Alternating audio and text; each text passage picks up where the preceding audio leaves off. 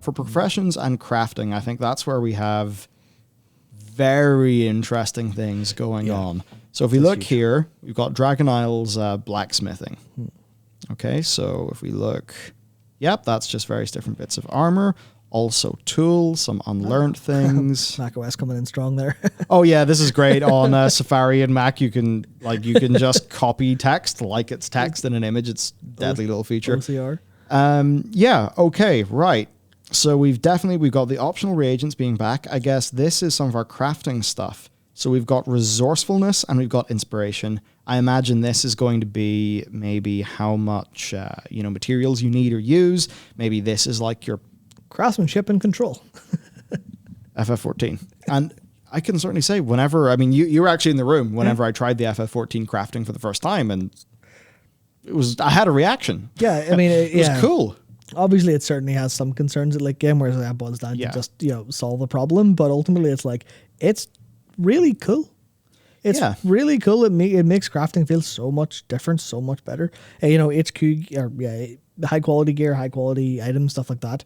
But if that adds a progression and stops, as it exists, stops crafting and gathering from being fly in circles, click thing, and just nothing else to it, then I think that's great. Especially if, depends on how they figure out getting HQ or materials.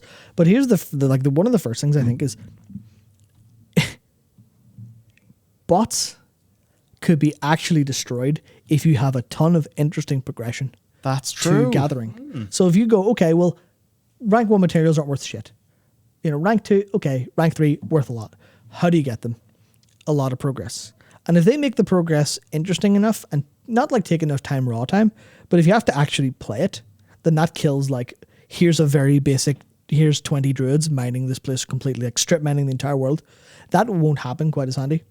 If, you have this, people have to actually engage. And yeah, Mats did have qualities in the screenshot. They could still kind of wreck the market a little bit, but it's their impact at the high level or the higher quality could be possibly reduced. And I feel if you're doing a profession revamp at Blizzard and you're not thinking about bots, then you're not doing your job. So I have a funny feeling they go, well, how can we make this how can we stop the problems that exist? Yeah, it's and that's definitely one of them. The more of a game it is, the harder it is to bot. Yeah, in a way.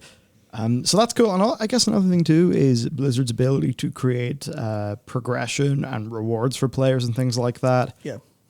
You have gear, right? You can have different pickaxes, backpacks, stuff like that. What's that going to mean? Is that going to mean that you have a reagent bag by default that's just attached to your profession? I don't know. But it certainly could be the case. We have resourcefulness and inspiration. If those are stats on gear, then how is the gear going to work? That's all, that just opens up the design space to just be a hell of a lot more interesting than what we've had. So that seems pretty great. For the other thing then, we've got the new World of Warcraft UI, which I think, man, are there any other screenshots of this that are inside the press kit? No. Okay, gotcha. Well, so from what we can see here, whoa, right, I'll grab this image out on its own. Is there... no, they don't have any other things. Okay. Right, well, unless the media gallery... So just want to see if there's a few more examples that we have to go through, and there kind of isn't. Well, what we did see is that all of these elements are movable. So that's the first thing. Yeah. If I look here, certainly that is modernized. It's way more readable immediately. Yeah. Now, it did seem like you can have the old stuff if you like it. They seem to be pretty clear about that. I don't completely remember, but yeah. Hopefully. Then these, we saw that those were movable. I think we also saw that the optional art there's a Horde version of that if you want it, and it's also toggleable, so a little bit of bartenderiness built in. I wonder, is there anything, but that's a new class, is there anything to glean from it? Just abilities we don't understand.